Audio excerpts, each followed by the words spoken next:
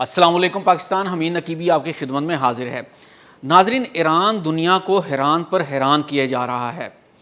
دنیا تو یہ سمجھ رہی تھی شاید وہ خاموشی سے میزائلوں پر ہی کام کرتا رہا، لیکن اس وقت دنیا کو ایران نے حیران کر رکھا ہے کہ وہ تو خاموشی سے اپنے جنگی طیاروں پر بھی کام کر رہا تھا۔ آپ کو یاد ہوگا کہ کویت کے تپتے صحرا میں واقع فوجی اڈا، جہاں دنیا کا جدید ترین ریڈار نظام اور پیٹریاٹ میزائل بیٹریاں ہمہ وقت بیدار رہتی تھیں، لیکن اچانک سے آسمان سے ایک ایسی بجلی کڑکتی ہے اور امریکی دفاعی حصار ریت کی دیوار ثابت ہو گیا تھا۔ پہلے کہا گیا کہ یہ خود کش ڈرون حملہ تھا، پھر خبر آئی کہ شاید ایران کا کوئی 50 سالہ پرانا کھٹارا طیارہ غلطی سے ریڈار سے بچ نکلا اور یہاں تک پہنچ گیا۔ لیکن اب جو انکشاف ہوا ہے اس نے پوری دنیا کو حیران کر دیا ہے۔ دنیا جس ایران کو صرف میزائلوں اور ڈرونز تک محدود سمجھ رہی تھی، اس نے خاموشی سے ایک ایسا شکاری تیار کر لیا ہے جس نے ٹیکنالوجی کی جنگ کا پانسا ہی پلٹ دیا ہے۔ وہ طیارہ جسے دنیا کباڑ سمجھ رہی تھی، وہ دراصل ایران کا کوثر تھا۔ آج کی اس خصوصی رپورٹ میں ہم اس سنسنی خیز حملے کی وہ تفصیلات منظر عام پر لائیں گے جو اب تک خفیہ رکھی گئی تھیں۔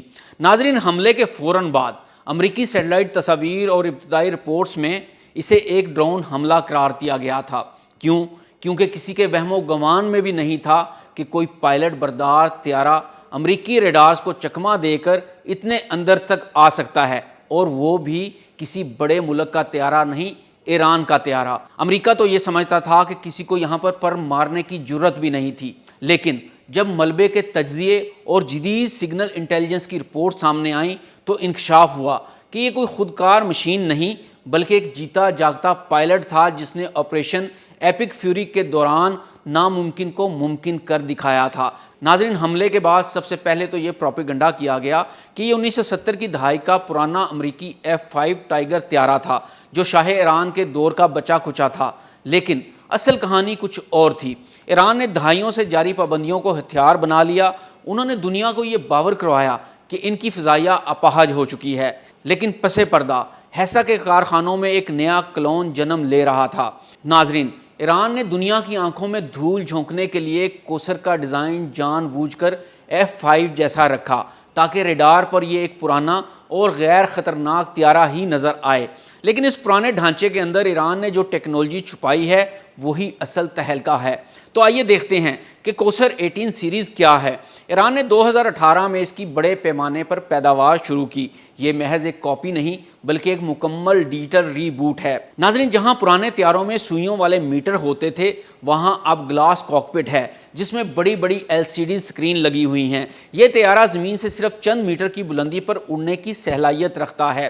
یہی وہ تکنیک تھی جس نے کویت میں امریکی پیٹریاٹ میزائلوں کو اندھا کر دیا تھا۔ آپ ویڈیو میں بھی سن سکتے ہیں کہ پائلٹ اپنے کنٹرول سینٹر کو یہ بتا رہا ہے کہ میں انتہائی نیچی پرواز کر رہا ہوں، میں بہت نیچے آ رہا ہوں تاکہ پیٹریاٹ کے ریڈار سسٹم مجھے پکڑ نہ سکیں۔ ایران نے اپنے پرانے انجنوں کی مرمت نہیں کی بلکہ اپنا اوج انجن تیار کیا جو اسے آواز سے زیادہ رفتار فراہم کرتا ہے۔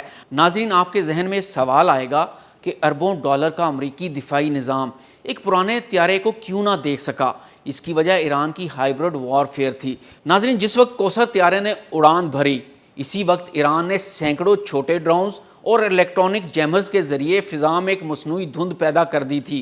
امریکی آپریٹرز ڈرونز کو گرانے میں مصروف تھے جبکہ کوثر کا پائلٹ انتہائی نیچی اڑان بھرتا ہوا پہاڑیوں اور لہروں کے پیچھے چھپتا ہوا اپنے ہدف تک پہنچ گیا۔ یہ صرف ایک طیارے کا حملہ نہیں تھا بلکہ یہ ایرانی انجینئرز کی ذہانت اور پائلٹ کی بہادری کا سنگم تھا۔ ایران نے ثابت کر دیا کہ وہ صرف میزائل نہیں بناتا بلکہ وہ فضاؤں میں راج کرنے والے کمپیوٹرائز ہنٹرز بھی تیار کر چکا ہے۔ ناظرین، اس واقعے نے مشرق وسطیٰ میں طاقت کا توازن بدل کر رکھ دیا ہے۔